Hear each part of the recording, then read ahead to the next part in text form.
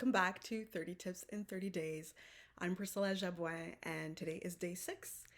And yesterday I talked about the clarity around if you should stay in your current position or if you should go. And you might find yourself in a situation where you are pretty sure that you want to leave, but there's that piece that's missing, and that piece that's missing is what is my actual next step? So even if I'm deciding that I want to leave that career, what am I stepping into next?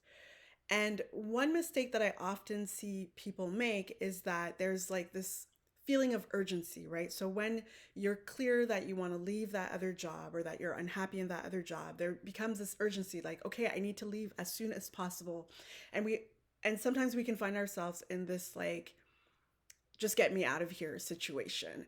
And unfortunately, what happens when we find ourselves in this just get me out of here situation is that we find ourselves just saying yes to whatever comes next, right? We're like, I think this looks better. Anything is better than this. And we just say yes. And I will be talking about this in future videos, but we find ourselves in this cycle of career dissatisfaction. So we need to take a step back. And that step back that I'm inviting you to take is to take the time to get clarity, right? So in order for you to confidently and comfortably leave your current position, you need to actually know what's next, right? You need to get the clarity of, well, what is it that I want next? What is it that my heart truly desires so I can find a career that I want, that I love, and that I deserve? Now, with that in mind, I'm going back to this feeling of urgency.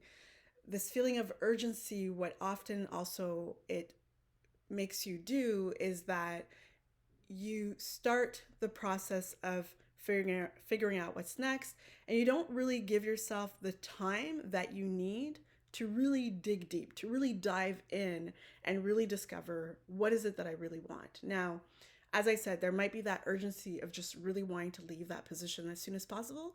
And sometimes there's fear. Sometimes you might be afraid of what you're going to find. You might be afraid that maybe what my heart truly desires doesn't exist out there, or maybe you feel like it's impossible to pursue. But really, what I'm going to encourage you to do is take your time, okay? Finding a career you love is not a quick fix. Finding a career you love means that you're taking some time to actually give yourself the time to reflect and to really ask yourself those difficult questions that aren't always easy to answer, and where you might not actually have an answer right away and you need a little bit of time to allow those answers to arise so you can get that clarity that you need to take that next step. So that's really something to consider. And once you actually give yourself permission to take a step back and to stay in that space of reflection, it actually does not take that much time. But you need to give yourself the time to, you need to give yourself the space to be in the space, right?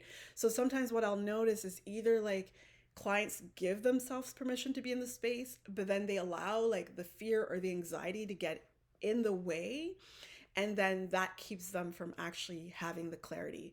Or they are in a rush and they, the the journey is not an easy journey, right? Um, it can be challenging, and it's challenging because if it were easy, I know that you'd be waking up to a career you genuinely love like right now, right? So there are things that need to be explored. But just because it's challenging, it doesn't mean it's impossible, right? It just means it is possible, but you have to give yourself the time. So I feel like I'm repeating myself here. In either case, create the space to reflect, to get the clarity so you know what's next. Inspiring you to live a life you love, and I will see you tomorrow for the next step.